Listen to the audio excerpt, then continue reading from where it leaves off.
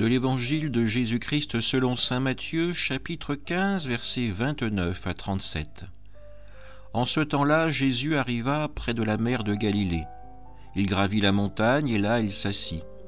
De grandes foules s'approchèrent de lui avec des boiteux, des aveugles, des estropiés, des muets et beaucoup d'autres encore.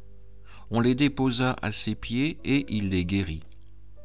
Alors la foule était dans l'admiration en voyant des muets qui parlaient, des estropiés rétablis, des boiteux qui marchaient, des aveugles qui voyaient, et ils rendirent gloire au Dieu d'Israël.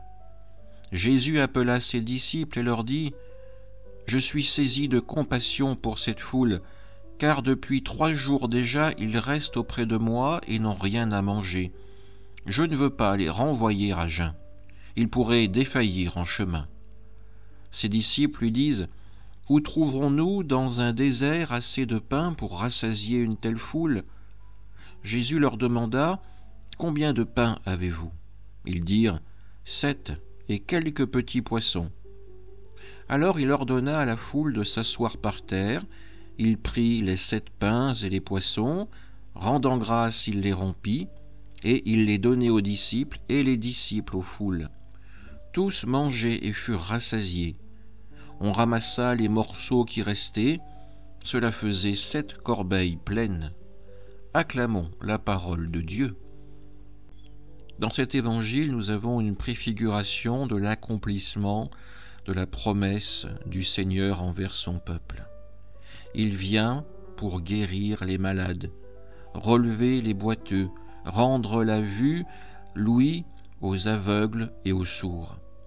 Il vient pour accueillir son peuple à sa propre table avec ce signe de la multiplication des pains. Avec le Christ, c'est l'alliance de Dieu qui se rend visible, manifeste à tout le peuple d'Israël et même plus largement aux nations. Oui, Dieu est là et il marche avec son peuple. Quant à nous, nous allons nous approcher jour après jour du mystère de la crèche. Nous allons entendre ce récit de la naissance de Jésus à Bethléem, continuer à être les témoins de l'amour de Dieu pour l'humanité. Puissions-nous véritablement vivre cette rencontre avec Jésus, accueillir sa parole, la laisser agir en nous, pour pouvoir à notre tour permettre à d'autres d'être guéris par l'amour de Dieu et accueillis à sa table. Amen.